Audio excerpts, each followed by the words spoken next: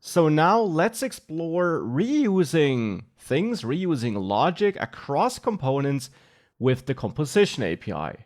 And for that, you find the same starting project from before, but now it's using the Composition API. So data and methods was replaced by my setup method, where I then use refs and so on. Of course, make sure you go through the Composition API module first before diving into these lectures. So it's the same project as before, just using the Composition API, and therefore, of course, it also works as before. And previously, we used a mixin to share functionality. Now, we can use a different approach. But which approach? Well, in the end, all this here is just code in the setup method. And if you leave view aside for a second, how do you typically reuse code in JavaScript? You might create a function that maybe receives some arguments and then maybe returns a value. That is how you typically outsource and share functionality in JavaScript. Well, this is just JavaScript, and the setup method is just one method with a bunch of different steps. So if you want to outsource some of these steps, we could create a separate function. And that's just what we're going to do with the Composition API. This wasn't a great alternative before, because with the Options API, it was not just one method with a bunch of steps, but it was an object with different properties. And therefore, there, using a function wasn't really an alternative, but here it is. So I will create a new folder next to components, and now it's up to you how you want to call this. I will name it hooks, because sometimes these Composition API functions are called hooks, and that's why I will follow this naming pattern. Other names which you might encounter for these special functions, which you use in conjunction with the Composition API, would be composables or custom composition functions. So hooks, composables, custom composition functions, that's the same thing. It's a JavaScript function that very likely uses some Composition API features like refs or computed properties and so on, which then is meant to be called inside of the setup method. And as a side note, we already used such functions, not built by us, but by the Vue router or the Vuex team, to use the route or router object in the setup method, for example. You saw that in the main Composition API module already. So in this hooks folder, I'll add a new file, again an alert.js file, though of course the file name as before is up to you. And in here, I'm going to create a function. And now here's a special naming which I want to use, which you typically use for these Composition API reusable functions. The function name should start with use and then something that describes the function. So here I'll name it useAlert, because this function will allow me to use alert functionality inside of the setup method. So your custom hooks, which you plan on using here to share code across setup functions, should start with use. It's still a regular function though. Now what should go into this function? Well, in the end, I want to put all the code delete user and add user have in common inside of the setup method into this function. So we could just grab this entire code and move it in here.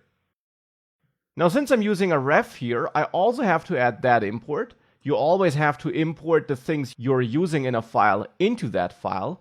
So here, since I'm using ref in this file, I also need to import ref in this file here. It's not enough that we're already importing it in another file. This is not how this will work. And with that, however, we're creating a ref here, thanks to the imported ref function.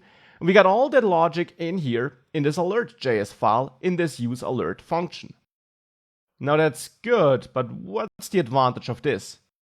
Well, now we can export this as a default, for example, this useAlert function, just as it is, with all that code in it and with this return statement. And we can now go back to add user, let's say, And instead of importing ref from view, here I'll import useAlert from, going up one level, hooks alert.js. And we can now call useAlert here. And what this will do is it will execute the useAlert function, which has the code for creating a ref and for creating these two functions that change the ref. We also return an object here in useAlert, and that allows us to use these things which are created in the function outside of the function as well. Because in addUser, just calling this is not enough. We still need to return an object in this setup method. This is not replaced by our own function here. And of course here, therefore, I still want to return what we're using in the template. So alert is visible, hide alert, and show alert. And useAlert gives us all these things. Inside of useAlert, we, by the way, don't have to return an object. It's our function, so we can return whatever we want. We could also return these free things in an array if we wanted to. We could have an array with free elements where the first element in this case is our data and the second and third elements are our functions. This is up to you. It's your function. So to make this clear, I will actually use an array here. And now, since useAlert returns this array, in addUser, we can store this alert array in a constant. And we know the first element will be our data and the other two elements will be the functions. We can also use array destructuring here, which is a modern JavaScript feature, to pull these free elements out of the array and store them in new constants. So here I will reuse the same names we have here, though you could use different names because it's the order that matters here. But with that, we're saying pull out the first element of useAlert and store it in a new alert is visible constant, which is available in setup. Pull the second element and store it in a show alert constant, and pull the third element out of the array returned by useAlert and store it in a hide alert constant. So now these three constants here exist in this setup method, and therefore here we can of course return them. And the first element, alert is visible, is our ref here, this one. And since it is a ref, whenever this changes here inside of the useAlert function, the component where we use useAlert will also be notified by this, because it is a ref. And we're exposing this ref to the template. And whenever you do that, Vue is aware of it, and whenever that ref changes, these changes are reflected in the template. So it's a different mental model, but in the end, it's just a function which we defined on our own, which we're calling here. And we can now copy that code and do the same here in delete user. Replace all of that with the copied code and get rid of the ref import, but instead import useAlert from, going up one level, hooks alert.js.